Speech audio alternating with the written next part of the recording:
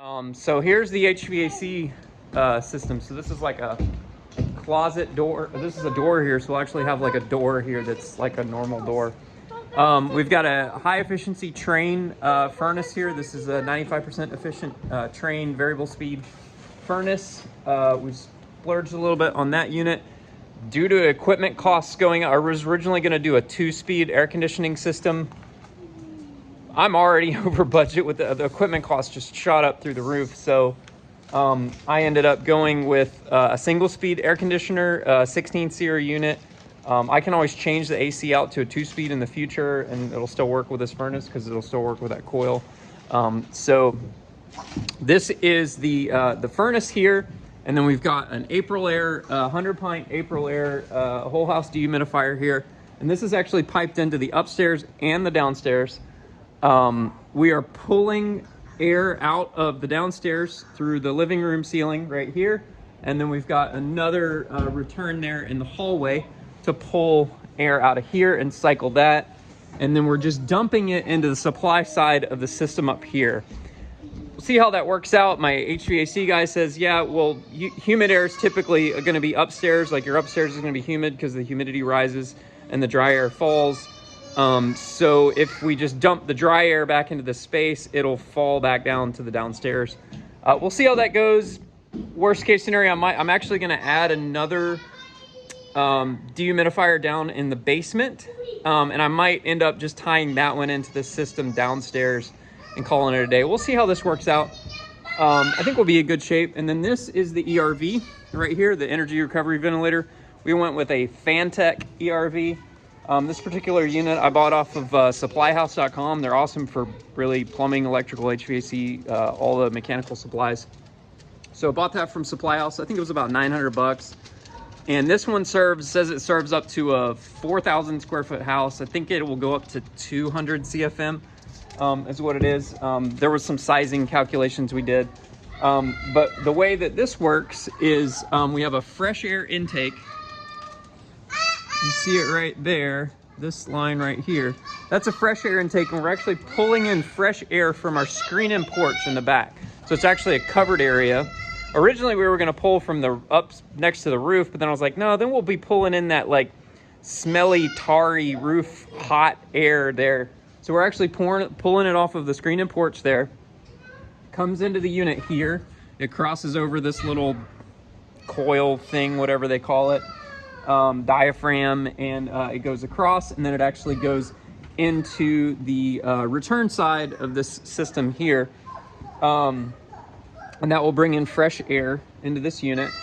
And then for exhausting the stale air, we're actually pulling from both places.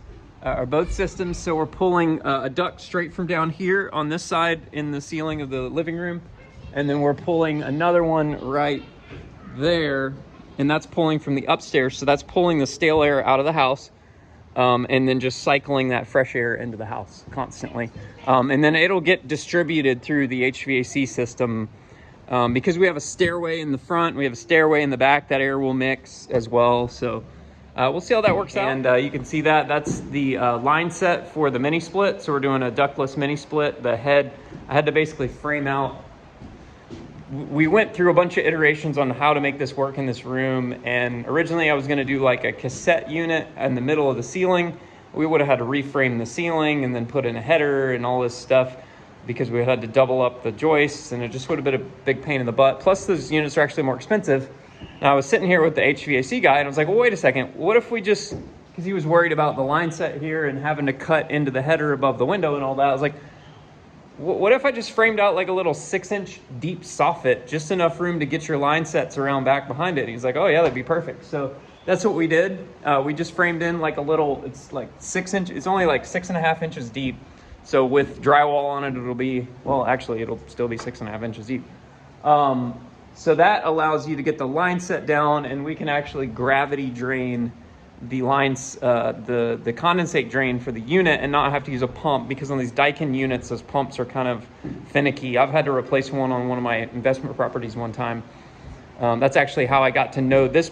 I had 2 HVAC contractors. I had a mini split guy, Buddy Cobb with Cobb Air in, he's in Cobb County, but his last name is Cobb. So Buddy Cobb's an awesome guy. He is a Daikin expert, Daikin and Mitsubishi expert. He knows these mini split systems like the back of his hand. So I go to him when I need mini split stuff. So they're doing that unit. So we're doing a mini split, and that will service this entire room. So we're just doing because this whole room will be spray foamed. It'll be super efficient. Really, this whole house will be super efficient because it's really tight and it's spray foamed. So we'll be good. We're just doing a 1-ton system up here. This room is about, what is it? 700 square feet or something like that total in this room. So we're gonna do a mini split in there. That's our fresh air intake for the ERV. I'm gonna make like a nice looking grill to go in the ceiling there to cover that up when the siding guy comes to do it. And then you probably wonder what that right there is actually our makeup air for our range hood. Because this house is so tight, we need makeup air. So we've got that's pulling in the makeup air from outside. So the makeup air comes in right there and just comes into this particular duct right here. So it just ties into this duct. So when we kick on that range hood on the other side of the kitchen, it'll just pull this air across the kitchen ceiling and suck it out. I'm actually we're gonna wire in a damper. It's made by Braun, however you want to pronounce it. And there's a wire run up there. So when you flip on the range hood, it'll open that damper up and allow that air to flow through, and then close that damper when the range hood is not in use, so you're not leaking air into the house. So yeah, that's our range hood, 8-inch range hood vent.